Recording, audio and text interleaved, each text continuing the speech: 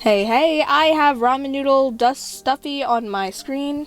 Anyways, so making a new layer above everything, I'm gonna grab the bucket, and with the base color, I will repeatedly tap, and it'll automatically thin out the lines. Easy peasy, nice thin lines with very little effort, because the goal of editing with Gacha is to put in as little effort as possible because I don't want to waste my time. Okie dokie.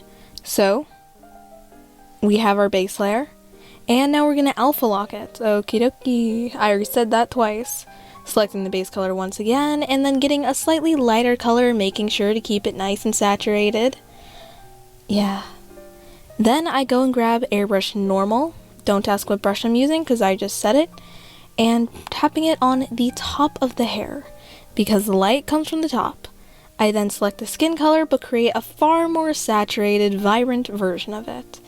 And then I tap it on to the bangs and the surrounding hair that goes and surrounds the face. Yep, the surrounding hair surrounds the face. You're welcome. Why do I sound so mean? There's ramen noodle juice on my iPad. I just realized that. Oh, ew. Then we're going to select the opacity of the layer. What this does is it selects whatever's on that specific layer. You could access it by following the screen. I hope you do that. I hope you follow the screen. You're welcome. I'm so good at instructing people, aren't I? Just pointing out the obvious, making a new layer, putting it to multiply. Then we're getting this brush. You can screenshot it and import the QR code. Only works for IbispaintX. Okie dokie. Alright, I gotta stop saying that. I'm sorry. So now, what we're going to do is, the goal is to kind of take the guidelines and all the little linies thingies and connect it to the root of the hair. The root of the hair can change depending on if it's one point, a line point, and so on. You can look at references and such, or look at your own hairline, unless you're bald. If you're bald, then that's cool too, okay? But I assume you're a kid, so I'm slightly concerned. But then again, my brother did get a buzz cut before. It looked very stupid. I'm sorry. Okay, so another important thing is also having line weight when doing these. It's not just one straight, boring line connecting everything to the skull, but, I mean, scalp, not the skull. Well, I mean, it's technically, never mind. Okay, so make sure you have different thicknesses, depending on where the lighting is. So if the light hits something, the lines will be thinner. If the light doesn't hit something, the lines will be thicker. Okay? Great line weight. I explained it before in another video, so I'm not going to explain it that much in detail here, because I don't care enough, and it's actually not imperative in this situation. Okie dokie, yep, I'll say that again. Now, you're going to keep changing the size of the brush so that you can create a big shadow at the bottom. In the beginning, it's going to look kind of stupid. Alright, also change the size of your brush, please, so that they can match each specific little lock of hair, okay? It'll make it look better, okay? Just do that. Do what I'm telling you to do. That's the point of a tutorial, is so that it can look great. And then people get mad at me for not making the tutorial make you look... Sorry, I didn't sleep. Okay, apologies. And then, with a line at the bottom, you're also going to create one at the top, which is going to create this nice, silky, smooth, silky look. I said silky twice, and I do not care. So repeatedly do that for the rest of the hair and so on. Now when doing this, it's okay to be just like a tiny bit messy, but try not to be super messy. Try to keep it clean to a certain extent, but don't be afraid to have it, like, I don't know, make just a little bit of mistakes, because art is very boring when you are too tight on rules, because it's boring and rules suck. Well, actually they're here for a reason, so you know, they don't suck. Okay, I will be quiet now. Psych, actually, I won't shut up.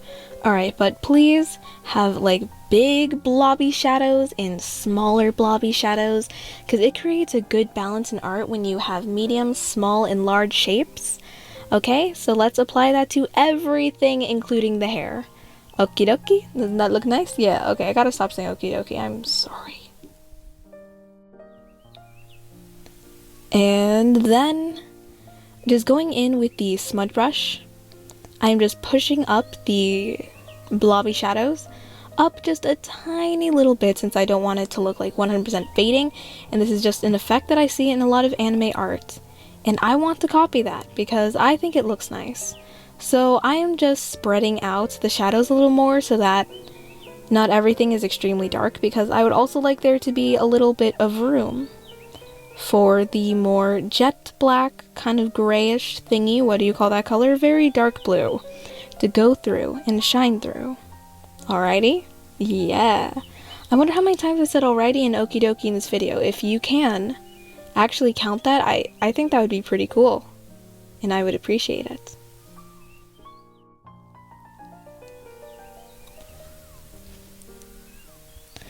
So this is kind of a long, tedious process, which can make things fun and boring, but just focus on each and every single lock of hair so that you can not overwhelm yourself, and when you do that, it kind of just helps focus things a little better. So creating a new layer, and then we are going to set it to add.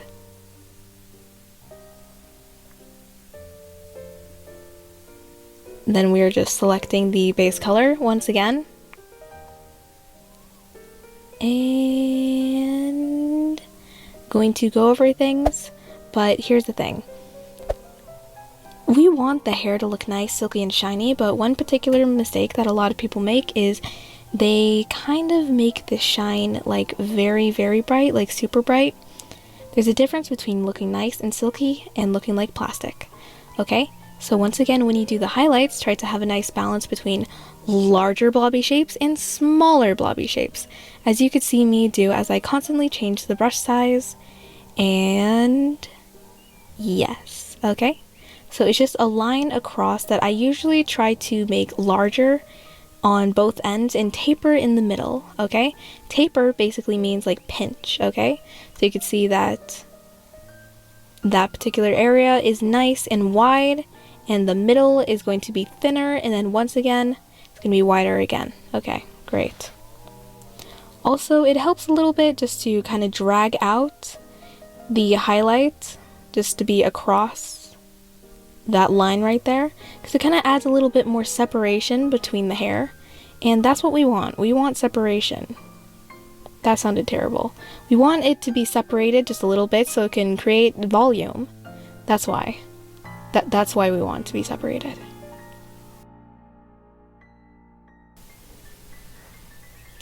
Now continuing on, just gently pushing it with the smudge brush, just to gentle, like, you know, give it a softer look. You know, it makes it look better.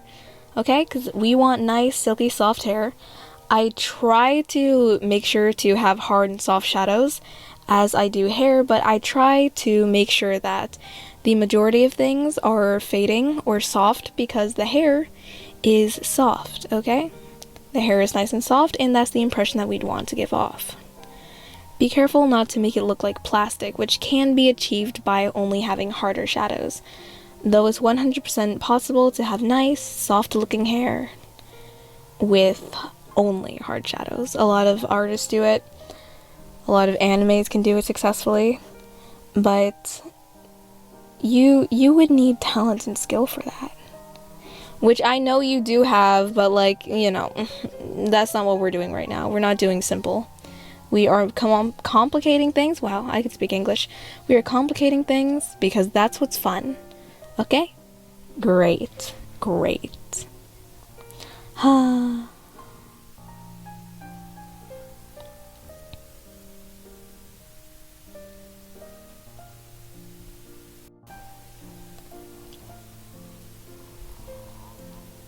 And now creating a new layer, setting it to add once again.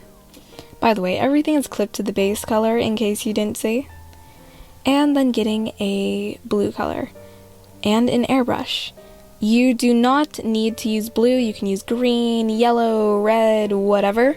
But I want to use blue because when I draw black hair, I like to have more blue accents to it. But, you know, as I said, you could use anything, even green, like, it really doesn't matter. It's black hair, so it's something that could slightly be a little more neutral, and you could basically just, like, pick whatever color you want. I always choose blue because I think it looks cool.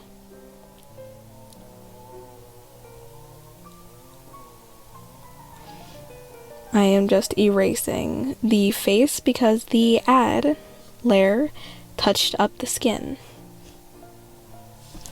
And now we are going to do a thing called hair strands with a brush that I made because Ibis Paint is rather lacking. Okay, so what you're going to do is you are going to hold down, select the color of the hair, and then starting from there, you are going to drag out and make more strands. Make sure not to go crazy with this step or else your hair is going to look crazy. You're going to look very frizzy. It's going to look like you just rolled out of bed, which is not the impression that we usually want to give. Alright? You can also change the thickness of the brush depending on if you like it more or something. I usually just keep it in the same range. Also, please, yeah, do not go overboard with this. I feel like I have to repeat that a few times because people don't listen despite the fact that I say things several times. So yeah, only add hair strands where you feel like it's necessary. When you look at a place, just ask yourself, wow, does it look like really stiff? Does it look like plastic? If it does, throw in some hair strands. If it doesn't, leave it alone. Okay, so the goal here isn't to add as much detail as possible just to be fancy, but it's just to make things look a little more flowy, natural, and soft. Yep. One of my eyes is literally closing because I'm so very tired.